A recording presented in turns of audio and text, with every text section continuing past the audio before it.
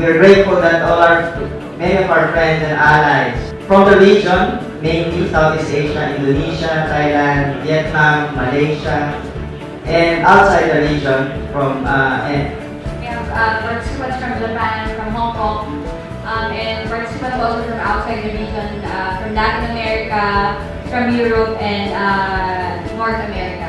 Yes. See so many of those here who have been part of folks in the Global South's 20-year journey. Cherished comrades and friends, all of whom are also 20 years older. But all still burning with youthful energy, like Focus. Focus was born in the same year as the World Trade Organization, 1995. With the goal of challenging that force of which the WTO was set to be the cutting edge, and that's corporate-driven globalization. When we were founded, we were said to be on the wrong side of history. We were told that we were like the people who claimed that the earth was flat, that globalization would sweep all before it and deposit people like us in the dark heat of history. We were undeterred because we were convinced that we were on the right side of history, on the side of the vast majority of people who were hurt and devastated by globalization.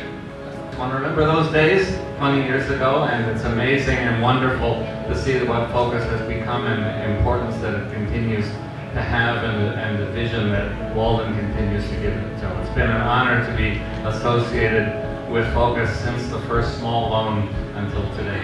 Frankly speaking, because Focus on the first floor is like to raise the status of Chulalongkorn University Social Research Institute, because mainly the international social movement like this, Focus is the real spirit to work on this issue. Alternatives have many layers. It starts with ideas, it starts with a standpoint, but it is enriched by continuing research, analysis, and action. For instance, when we talk about systemic alternatives, we have to make sure that what we prescribe addresses the broad outline of the system, whatever it is we're critiquing, as well as how it translates when it comes to specific elements of that system. For instance, what we mean by an alternative to neoliberalism, right? If among other things it is a world not dominated by corporations, then who dominates that system, right?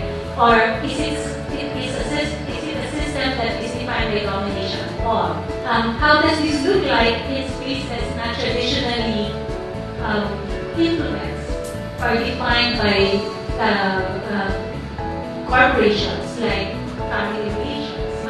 And if it is systemic, how do we look at working at specific configurations? For instance, participatory budget system, the design of fiscal incentives, protection regime for migrant workers.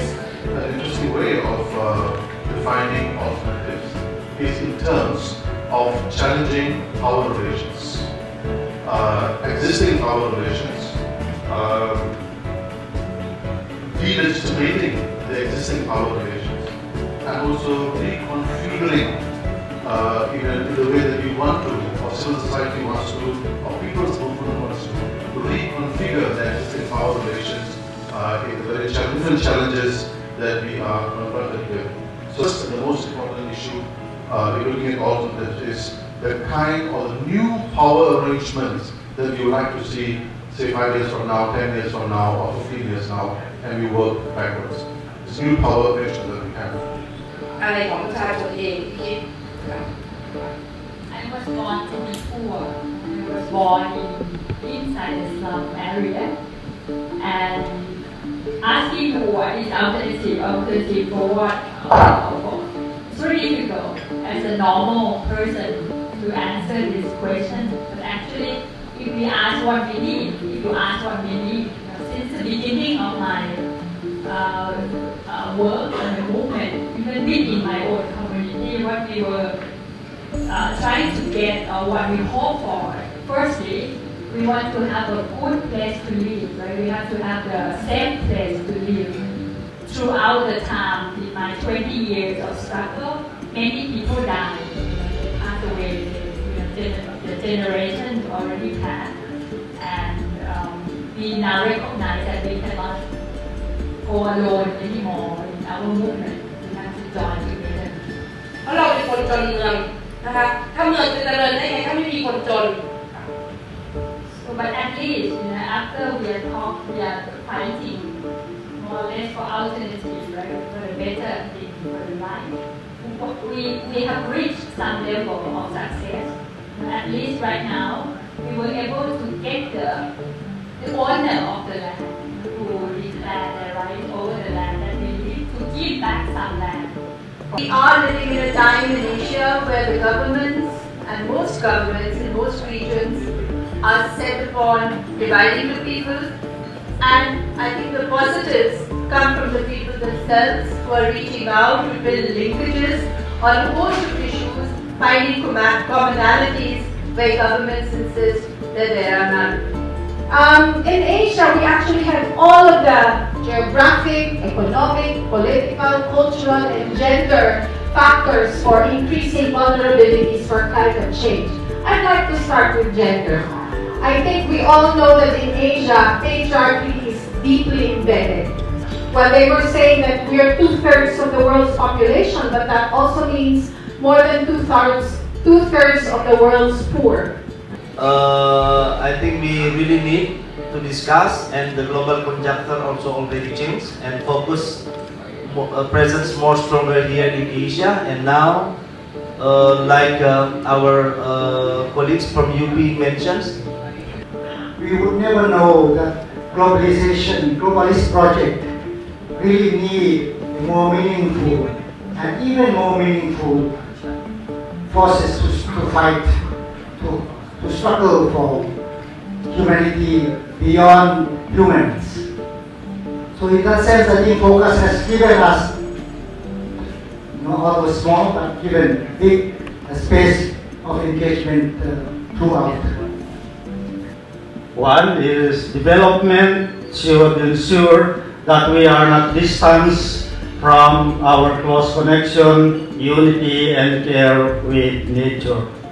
Development that threatens to destroy nature and remove us from our land is not acceptable. We have to understand that we are in a process where we are rebuilding a strategy, a doctrine, and a vision of the world. And all those experiences are generally not so successful at the end of the day. But we are able, and we have to be able, to take the best of all those ideas, the best in doctrine, the best in strategy, to rebuild a common project for the left. That will ask time. Can we put the struggles against transnational corporations and corporate power on a higher gear? And this is where I would come back to Sylvia's point. The concept actually of the campaign to dismantle corporate power is a concept of alternatives itself. On the one hand, it's the idea that by converging the strengths of resistance and alternatives already in place, that we can actually contribute to building a strong movement for people's sovereignty. And the main, this emerged after about a year's consultation that began in Durban and ended in Rio in 2012 with a call for international action to develop such economic, political, cultural and environmental sovereignty and to put an end to the impunity of corporations. What are we doing? We're going to continue with a model of extractivism that in reality doesn't respect the rights of Mother Earth. So, to answer your question, I think that after all this experience, I must say that I realized that we have to learn from the different alternatives and build new alternatives. We don't have yet the answer. And, but I think if we seek complementarity between proposals like the commons, like deglobalization, like growth, like food sovereignty, like ecofeminism, we can begin to have a more complete vision. We not only have alternatives, we have a vast reality that is hidden from, not only the media, but it's also from many others, which is that we already have one of the main solutions in place. The largest problem is industrial agriculture and the industrial food system. The majority of the food in the world is not produced by the industrial food system. It's produced by farmers, indigenous people, local communities. You cannot have a progressive Asia, alternative Asia without the women's movement. We will continue to build on the great work that has already been done by Focus before. Because, as I think people know very well, especially old Focus and all our allies, that nothing that Focus has done has ever been done by a single person. It's always a collective effort. We always work together. We don't even actually think of who is Focus and who is not Focus, except when we have to pay salaries. Focus and who is not Focus, right? But I think everybody in this room has built what we are here today, and we have to build more, further on that. We will continue to strengthen our alliances with social movements and progressive organizations across Asia, across the world. We are proud and honored to accompany people in their struggles and social movements in their struggles. And we hope to, and we will, not just hope to, but we will continue to try to provide the research and analysis that organizations, social movements, activists and others need or want to bring about the positive social transformations that we are all talking about.